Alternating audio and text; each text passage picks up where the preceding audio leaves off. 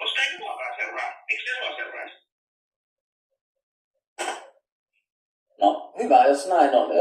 Jos näin on, mutta vaikea se on välillä, jos tulee niin semmoista sapotonta elämää, niin silloin se on vaikea uskoa, että ne asiat, niin kuin, vaikka mä en sinänsä usko mihinkään yliluonnolliseen, niin en mä ikinä usko sille, että joku tavallaan, en mä usko, että joku haamu käy mun asunnossa, tai en mä usko, että joku henki käy mun asunnossa, tai en mä usko, että... Tai en mä usko, tai no mulla koirakin on varastettu kotoa kerran, mä olin töissä.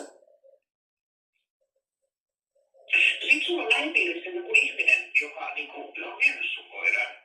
Mutta ei viranomaisilla ei ole, niinku, ei ne viranomaiset ilmoita kuntosalille, että et sulkekaa tuon kuntosali, ettei toi en mä sano, että viranomaiset on soittanut sinne, vaan mä sanoin, että niin joku ihmisryhmä, ketkä häiriköi, vaan ne on tehnyt myös niitä ilmoituksia. Mikä se ihmisryhmä on?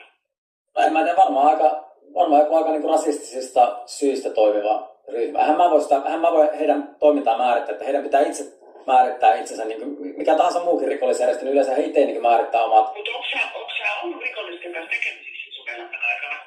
No en toivottavasti. En mä tietenkään voi tietää, että niin, miksi ne, jos sulla ei ole esimerkiksi huumepelkoja, niin eihän kukaan sua seuraa. No mä en ole ikinä käyttänyt. Mä oon joskus ehkä polttanut pilven, mutta sitä mä en tykkää juuri. Ei, kuuntele. Toi on ihan saistee. Ei kukaan seuraa sua.